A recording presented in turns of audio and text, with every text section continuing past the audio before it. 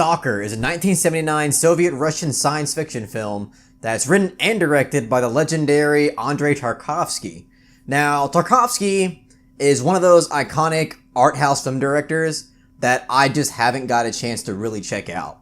So that being said, Stalker is obviously the very first film of his that I've gotten to watch. And to be honest, I never even heard of Andrei Tarkovsky until about a year ago.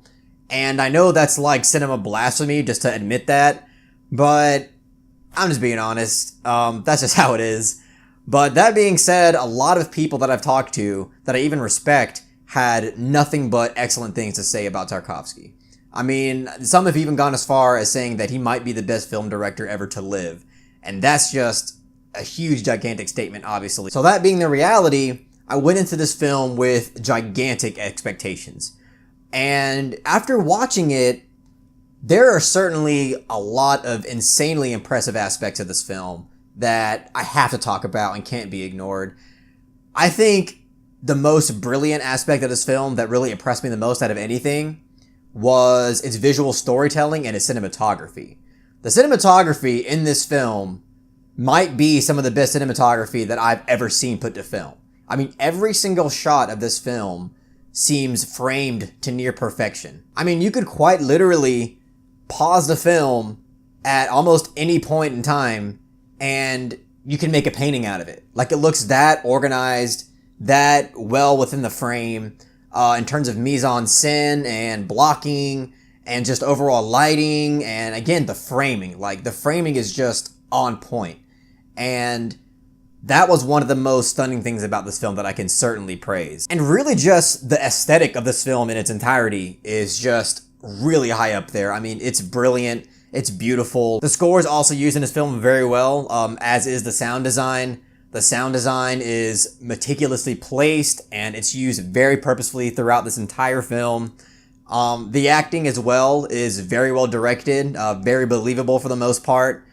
And this is definitely a visual experience. And I think this film is trying to give you more of an existential visual experience throughout its entire runtime, which, by the way, this movie has a pretty damn long runtime. I believe it's around 2 hours and 45 minutes, so it's nearing 3 hours. Even though I really thought the aesthetics of this film were absolutely brilliant, I did feel the runtime, every minute of it, as a matter of fact. And I guess this will bridge me to some of the things that kind of bothered me about this film. And it has to do with, I hate to say it because I hate using this, but the pace of this film was jarringly slow. And I understand that that's Tarkovsky's thing. Like, I totally get that he is that filmmaker who always has this very slow pace to his films, so that way you can really let every single shot of the film sink in as you watch it. But with this film, Stalker, and again, this is the only film that I've seen from him, so maybe his other films that are slow paced I feel like might be a little bit more appropriate. But with Stalker, I feel like some of the pacing overall just felt like it wasn't at all necessary. And I hate saying that because I feel like kind of an unappreciative douchebag by saying that, because it's all so beautiful, but there was a lot of lingering shots that I felt like didn't really need to be that long. And I felt like some of those, the pace overall just didn't really pay off the way that I wanted it to. And it kind of sucks because a lot of these shots, like I said, were framed beautifully. And a lot of even the painting and everything else is just really well done. But I feel like it maybe stuck a little bit too long on certain scenes and on certain shots to where the kind of effect of being in awe would kind of just go away, because it spent a lot of time on certain shots and certain scenes that didn't really fit. Like, it just didn't feel all the way appropriate for what it was going for. And like I said, long movie, so it was one of those reasons that it really felt its length, because it was really unforgiving with its slow pace. And don't get me wrong, there's plenty of films that I absolutely love that have slow paces, and even really long ones like Blade Runner 2049. That film undoubtedly has a pretty slow pace, at least compared to Hollywood films. But with Stalker, just imagine Blade Runner 2049, except, I mean, in terms of pace, not in terms of narrative. Narrative's totally different. But in terms of pace, think of Stalker as Blade Runner 2049, except less eventful and slower. That's kind of what I felt with Stalker. But one thing that I really did enjoy out of Stalker is that it is thought-provoking and it's incredibly thematic. There's the point of this film is definitely to convey themes, and I really enjoy that aspect of it because it goes into really existential and philosophical themes regarding humanity and, the state of nature, the human condition, which is themes that I absolutely love in filmmaking. And as I was watching this film, I realized how similar it is to Annihilation. And I mean really similar, like almost the basic premise of this film is nearly identical to Annihilation. And I'm like, wow, I guess Annihilation wasn't as original that I was cracking it up to be. But I just think it's really interesting that I had no idea that that was the case. And as I was watching Stalker, I was like, wow, I can see how modern films like Annihilation just drew mountains of inspiration from a 1979 film. And that was just a really interesting catch for me.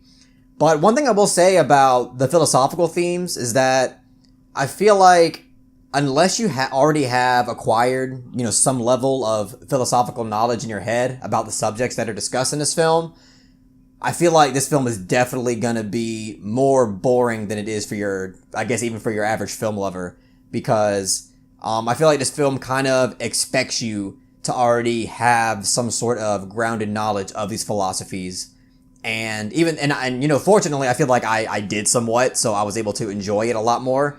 But for your average person who just isn't tuned in with this kind of stuff, I feel like they would just absolutely hate this movie. I doubt that they would even get past the first hour without tapping out, because like I said, it's an incredibly slow-paced movie. It's an incredibly mature movie, and I can just definitely see people just not being into this at all. And it's also not the most climactic film as well. And that's not really an issue for me because I actually found it to be kind of unique and subversive and also kind of thought-provoking with its theme. But again, for your average person or even for film lovers, I can see them watching this film and following these characters for a long-ass time, and then once the end comes, they're just like, why did I spend all this time with these people?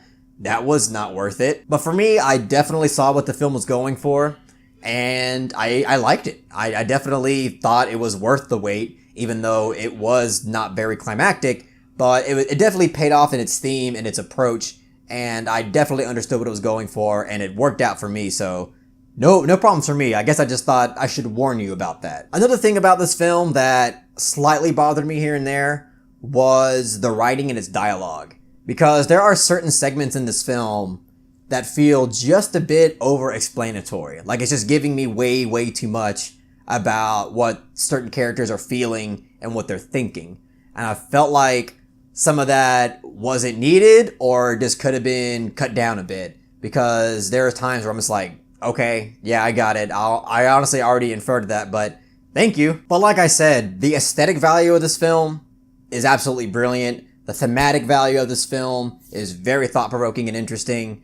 Tarkovsky's direction, I was really impressed by. The only thing that bugged me a bit, like I said, was the pacing, because I felt like it was just a bit unnecessary and it maybe dragged the film on a bit too long where it just didn't need to be that long. And yeah, for those who watch this channel, they know that I am a complete sucker for aesthetics. The film is presented to me in just a beautiful way. That's almost enough for me to recommend it, regardless if there's a lot of script issues, a lot of writing issues or acting issues. If a film can really present and get me sucked into a certain aesthetic, I give it huge praise for that. And also I understand that this is a 1979 Russian film, Soviet film technically, so it's a film that I understand there are some political thematic metaphors that are kind of infused into this film that it's trying to convey. And maybe my experience could have been enhanced if I was more knowledgeable on that subject and was able to see what it was going for certain things, which I was here and there, but I felt like if maybe I was more informed on that subject in particular, maybe I would have enjoyed it a little bit more. But that being said, I still really enjoyed Stalker, so I'm going to give Tarkovsky's Stalker an 8 out of 10.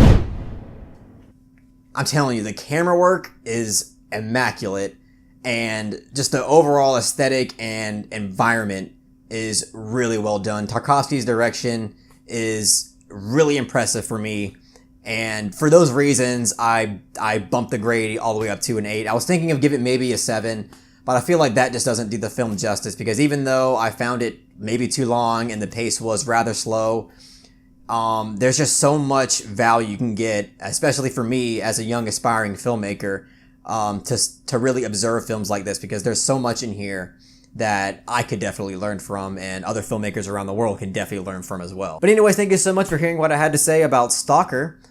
Make sure to follow my Twitter account, because on Twitter, I'm conducting polls every week to see what you guys would like me to review next. So that would be awesome if you could follow that, and also follow me on Letterboxd, because I got an account on there as well, and I also do little written reviews for that, here and there as well. So make sure to follow those, and also don't forget to like this video if you enjoyed what I had to say, and don't forget to subscribe to the channel to be updated on more film-related content.